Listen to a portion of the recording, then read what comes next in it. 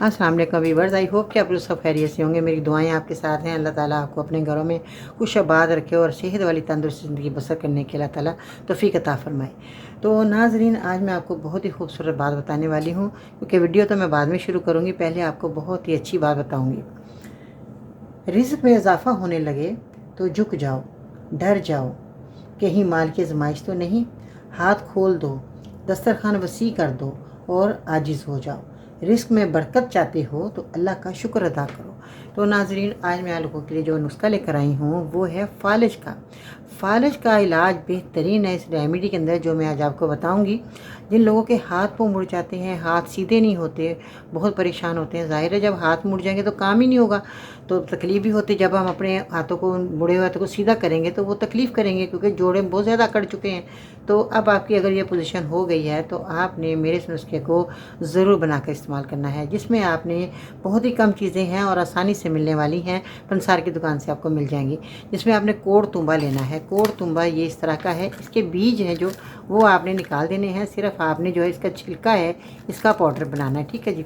अब आपने कोड़ तुम्बा ले लेना है पंसार की दुकान से, और गंधक आंवला सार का आप लेंगे। गंधक आंवला सार का जो है इस तरह का है, आप देख सकते हैं।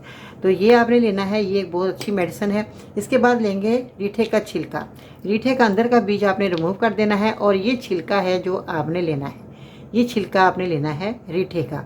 ठीक है जी। अब आपने कितनी क्वांटिटी में चीज़ों को लेकर आपने इस मेडिसिन को तैयार करना है। रीठे का छिलका आपने ले लिया और तुम्बा ले लिया।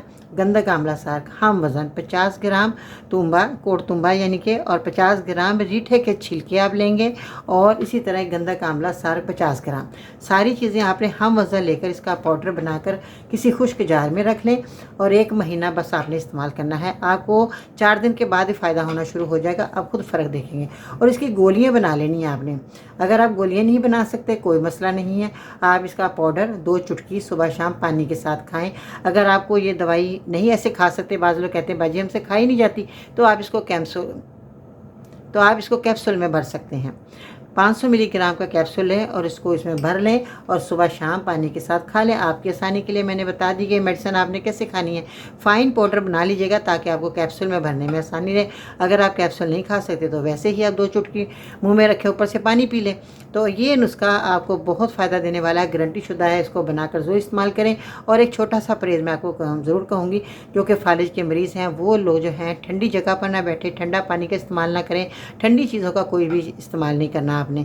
ठीक है जी। ये जो है नुस्खा आपको बहुत जो है यूज़फुल है और आपको जो है फ़ायदा देगा। अगर आपने जो है ये नुस्खा बनाकर खुद इस्तेमाल किया है तो आप दूसरे लोगों को भी मेरी वीडियो शेयर करनी है। ठीक है जी।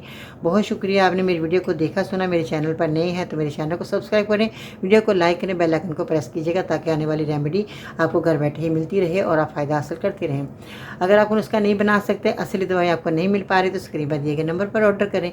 बहुत बहुत शुक्रिया जी। इंशाअल्लाह फिर मिलते हैं नई रेमेडी के साथ। अल्लाह निगहबान।